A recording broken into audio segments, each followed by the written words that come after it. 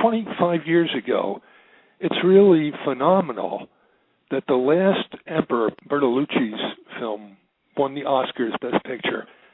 And do you remember it was up for 9 nominations, none of them in acting, and won them all. It was 9 for 9. And it's pretty much a film that is on the back burner for us. Yeah. And the other thing was that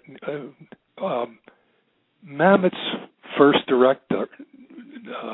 film was in '87, 25 years exactly ago, with his wife at that time, Lindsay Crouse. It was called House of Games, and it's a wonderful film. It really is. Joe Mantegna, it is a good movie. And the con and actually Mamet had a real feeling for women. I've never forgiven him for divorcing Lindsay Crouse. However, I love that actress, and we were going to talk about The Verdict, and Lindsay Crouse has one of the great lines in the 80s. She plays a nurse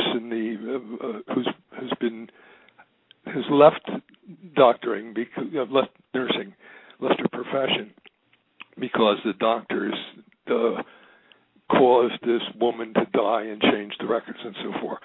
And she's sitting, and Newman or they're talking to her, and Mason she's on the stand, on the witness stand. She doesn't want to be, but she has to be, and she says, "Who are these men? Who are these men?" And I thought it was a terrific. My wife tends to say that often around the house, so that was a terrific line. And it's a heartbreaking performance, because she makes it clear in that kind of testimony that I wanted to be a nurse, I wanted to help people, and this is the system I was thrust into. It's a very emotional performance. It's a wonderful performance, and I think she's a wonderful actress. If you go back and look at House of Games, she really is terrific in that film.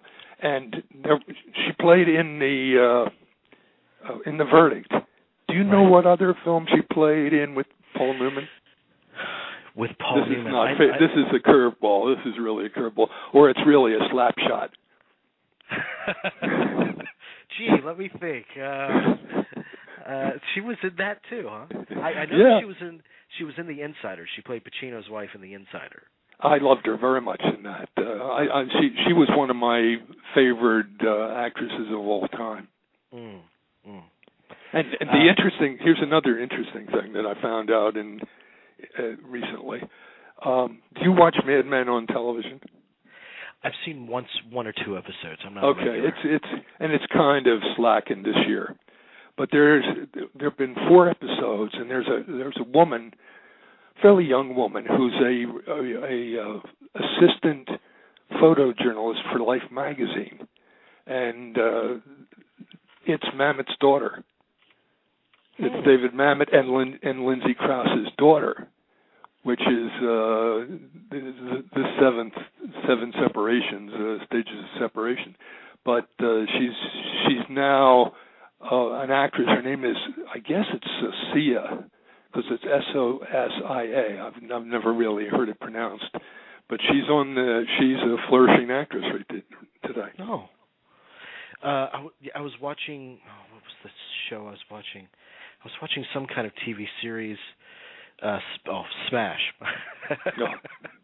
and Meryl Streep's daughter popped up in a big role in that, and you could tell too. I mean, she has her mother's beauty. She's an accomplished actress. Yeah. So tell me, let's talk a little bit about Mamet then, because obviously he kind of defined to a large part the New York stage during a lot of the 70s, and then he started to get into film, and he really made a splash as a screenwriter, first and foremost. But The Verdict was pretty much, I think it's his second screenplay after The Postman Always Rings Twice. Right. So what do you see of his personality and his writing that's present in The Verdict? I'm not sure I'm crazy about his personality, because he's kind of cinema's answer to Bobby Fischer. I mean, yeah. he goes to the extreme. But so much of his work is really intriguing. I mean, Spanish Prisoner is one of my favorite films too. He has an ability. I think one of the problems is language, and when he broke on the stage, it was effing this and effing that. And he showed that language like that can be a cliche, and it's very hard to pin Mamet down. Well, again, one of my favorite films. I'm not supposed to gush when I'm on the air with you, but I'm gushing today. I guess this is Friday the 13th, and if you don't gush, you get scared. Right. So one of my favorite films is The Winslow Boy with his second wife, Rebecca Pidgeon. Mm-hmm. And he had 6 films with her and some with Lindsay Crouse. But I think the ability to see into human nature, the humanism. I mean, it's edgy and it's unpredictable and it's scheming, but there's a real sense.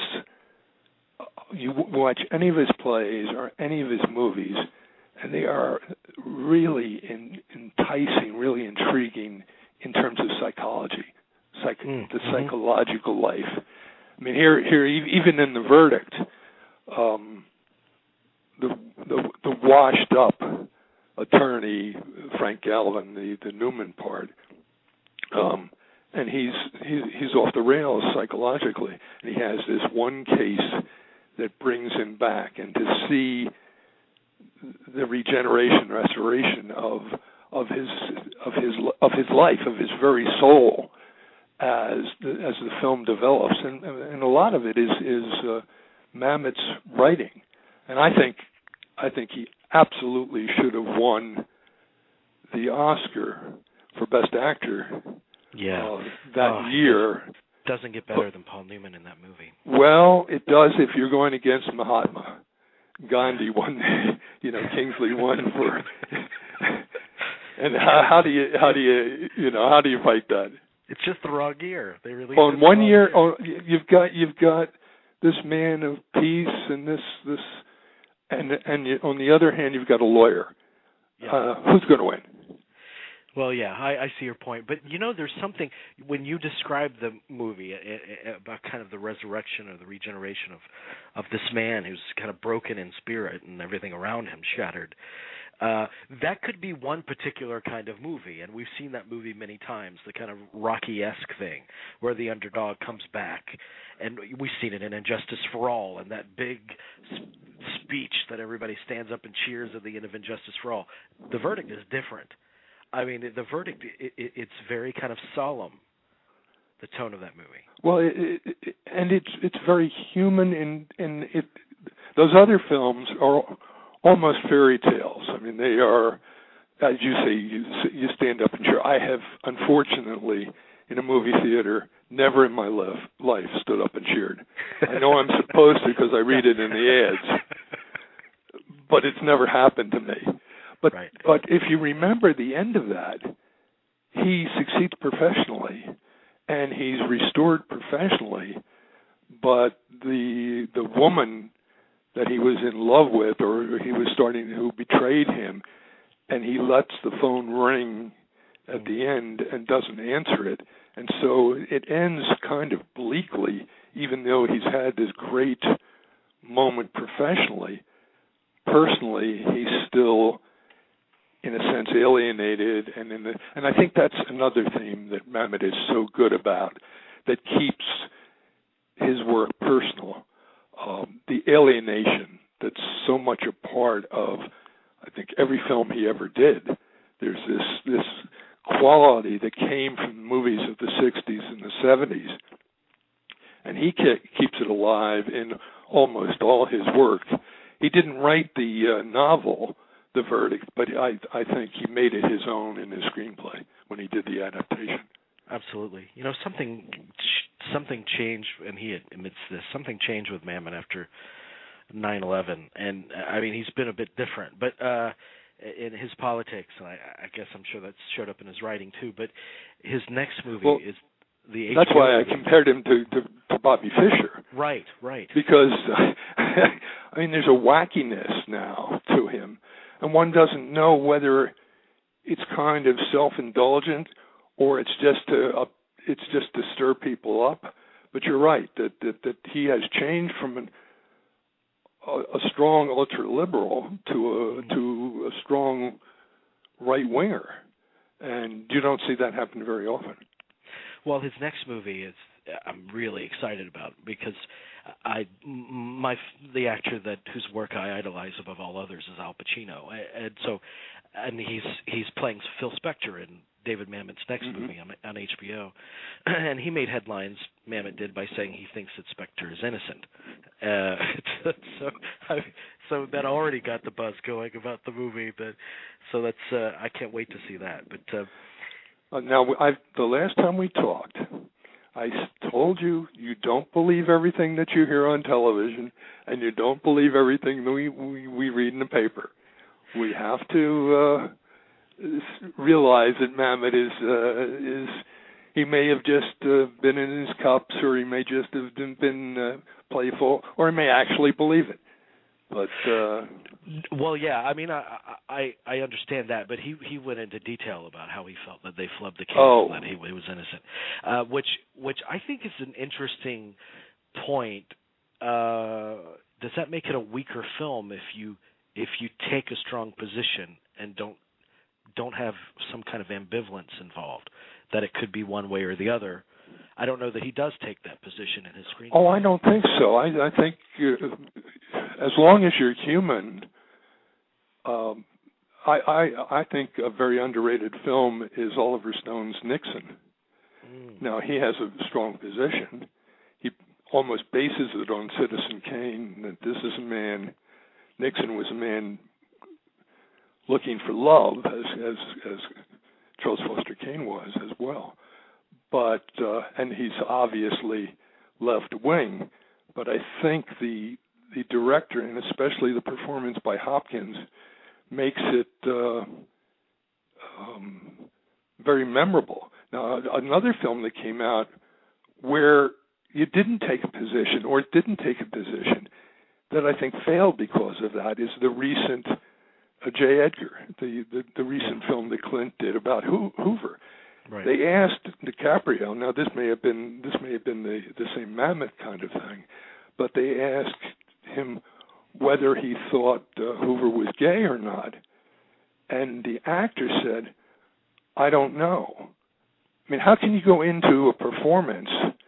Now, he may have just been saying that for the press, but you would think that you'd have to go in at least realizing yourself, and Eastwood didn't want to make a stand.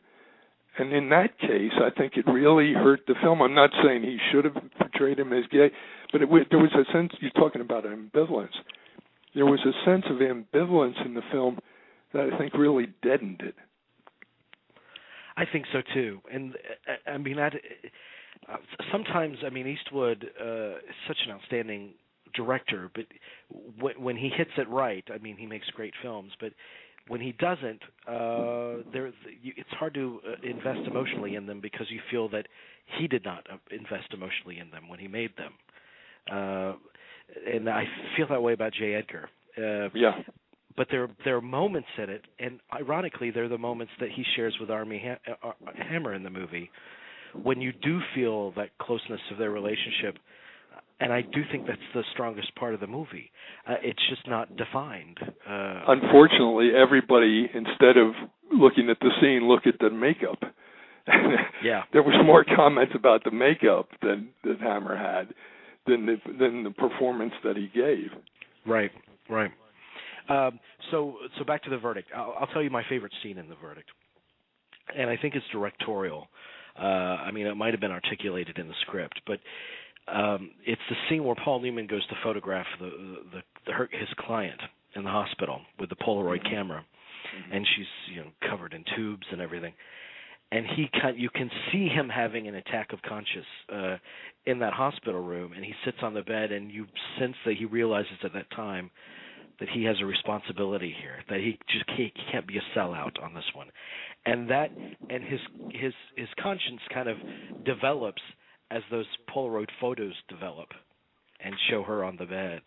I think it's just a beautiful scene. No dialogue, all action, all screen direction, and it's perfectly expressed, I think, the theme of that movie and that scene. I think the whole movie is full of things like that, and Lumet was a master director. Yeah. Well, and he died a year ago Monday. We did a tribute to him a couple of years ago, and I reposted some interviews with actors like Chris Sarandon and some other people that we've talked to, and he was one of my favorites. And you got the sense that he cherished actors, cherished complicated situations and characters. Well, he's written one of the best books about directing that I think any director has ever written. That Sidney Lumet did. And I guess a perfect director for really great actors to thrive, and that certainly was the case with Paul Newman. Well, I think it's really ironic, but I think in many ways Newman was underrated. He was an underrated actor because he had these beautiful blue eyes.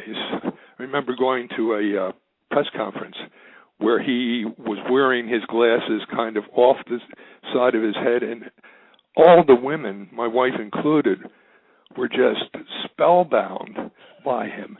And I think he gave one of the great performances, one of the most underrated performances in the history of American film, in Robert Altman's Buffalo Bill and the Indians. Yeah.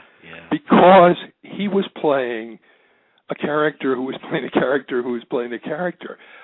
But the seed of it is E. E. Cummings' Buffalo Bill's Defunct, the poem that he's just an image. And Newman was, in a sense, saying, here are my blue eyes, I'm a Buffalo Bill, and here's what's behind it. And I think that the picture, it was very, very unpopular, and nobody went to it because it wasn't Paul flashing his blue eyes. It was Paul saying, my blue eyes tell lies, my blue eyes deceive. And I thought it was a masterly performance. Mm-hmm. And I also, pardon me, go ahead. No, I think so too. And when I think about Paul Newman, a lot of his roles, he played a great rascal, a mischievous rascal. But in The Verdict, it's so different. I think it's a great precursor to what he did in The Color of Money. Because in The Verdict, he's very seeped in this melancholy and this despair, and it was a different coat for him to wear in that movie. I love to balance that with another movie that's gosh, Macklin. Another movie that's one of my favorites is Nobody's Fool. Oh yeah. I can see that in the middle. It'll be on television, and I just get. Every time I see it, it's so human, and Newman is so wonderful in that performance that it's one of those that you go to an island, what movies do you take? I certainly would take that as one of my top 10 of films that are really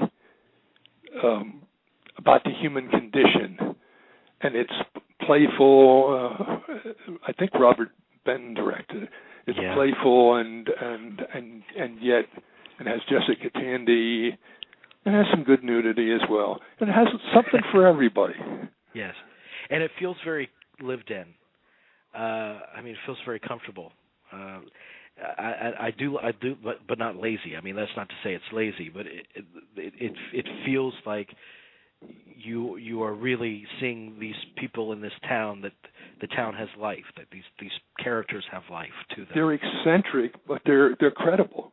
They're eccentric, but they're human beings, and that's what I love about it. I didn't mean to get us away from Blow Up because we got to talk to that. We'll we'll get to Blowout, but just to kind of follow this track. Sure. I want to talk about Newman just a little bit. When you think Sure. of his defining performances, obviously Nobody's Fool is on that list. The Verdict. What else comes to mind for you? Buffalo Bill.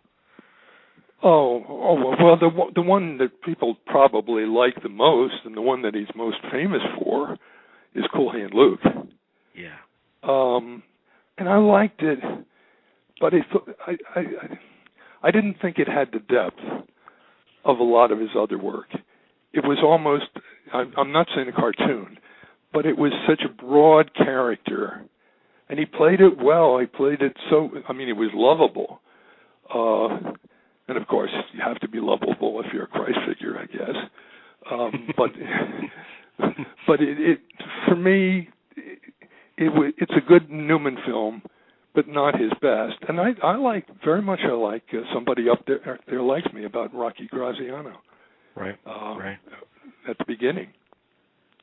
Well, and he hit it. HUD was one of the early successes. Talk about a rascal. Talk about kind of an anti. Well, he was more than a rascal. He was an anti-hero. Yeah, anti-hero. He was mean-spirited. I mean, he had this surface, but his father, the honorable man, wanted to kill the diseased cattle, and he wanted to make money off them, and so there was nothing.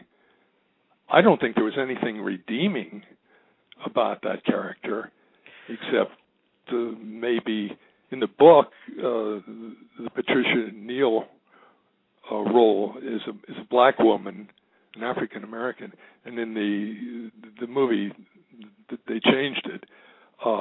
But I think what he did in that film was almost, the blue eyes were wonderful, but there was a lot of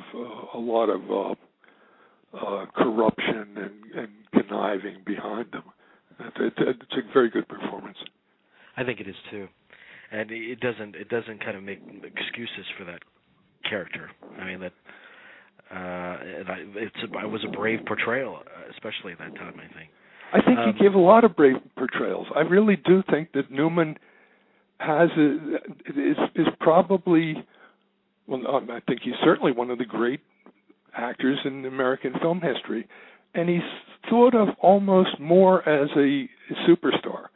I think if you compare him to Robert Redford, for instance, Robert Redford let stardom go to his head, and I don't think Newman ever did.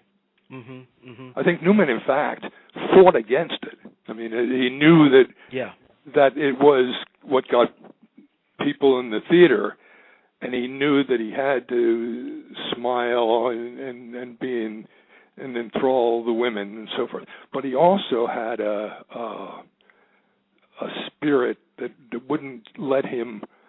I don't think he sold out ever. I mean, everybody has to make some. All of these actors have to make some films that they really are not crazy about making. But I think there's an integrity to Newman's work. Well, I remember hearing him tell a story, and I just rewatched The Color of Money just last night, and I remember him telling a story about working with Scorsese, and he was doing a take, and he finished the take, and Scorsese would stop the camera, and then Scorsese would start dancing around, and then he'd say, "Okay, do another one," and he did that 2 or 3 times. And eventually Paul Newman was like, "What the hell are you doing? What the heck are you trying to tell me?" And Scorsese says, "You're trying too hard. Don't do anything." And I thought that was such a surprising note for a director to have to give to Newman, because looking at something like The Verdict, I mean, it's so kind of minimally, not at all forcefully done, that performance. I think he comes to that role with a lot of baggage. He was the hustler. He was Fast Eddie. Yeah. And this is Fast Eddie brought back The Color of Money, directed by Marty Scorsese. So there's a lot of reason to step up and strain and be. Has Fast Eddie lost it? Has Newman lost it? Ironically, it's the film that won him an Oscar. that he won the acting Oscar for that role. But that's very interesting. It's also a film that the more you see it, the more you like it. Or at least it's a film I'll just speak for myself. The more I see it, the first time I saw it, I said, "Oh, it's good," but I think it's better than good. I think it has a lasting resonance. I think so too. It deepens for me too. And I think the first time you watch it, it feels kind of anticlimactic, because it doesn't quite end up the way you think it will, but you see the nuances in it the more you watch it, and the contrast between he and Cruise, and what he sees in Cruise that reminds him of him at that age. Here's another thing in my one day of affirmation in the month. It's all coming today. I think Cruise is an underrated actor. I think so too. And I don't quite understand it. I know he's been foolish in public, and I know he's a fairly short man, and I know the Scientology, but I just I think he gets a lot out of action heroes, and he, like in the relationship, he really did have a chemistry with Newman. Mm-hmm. And I thought that Newman's performance was certainly enhanced by Cruise's. Well, I think Tom Cruise is kind of defined by, at least the for the most part of his career before he went crazy, I think it was defined by he gravitated towards people that he could learn a lot from. He worked with only the best people that raised his game an enormous amount. I mean, you look at his collaborations throughout his career, and they're jaw-dropping. Mm-hmm. I think that made him a very good special actor. I agree with you. When you say he was crazy, but he's crazy like a fox in many ways, right? Because he was. I mean, I think we have to separate his artistry or his talent. I'm not sure that we can mention many roles where there was a phoniness or an artificiality that Cruise does bring what he has. He does invested in his work. Oh, I absolutely agree, and I love Tom Cruise. I just use when he went crazy to kind of encapsulate that whole period of time. Right.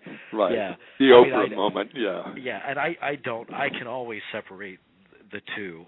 As long the work is what matters to me, because that's the only thing that matters that he gives to me. I don't know the man, so right. Why should I hold a grudge against those?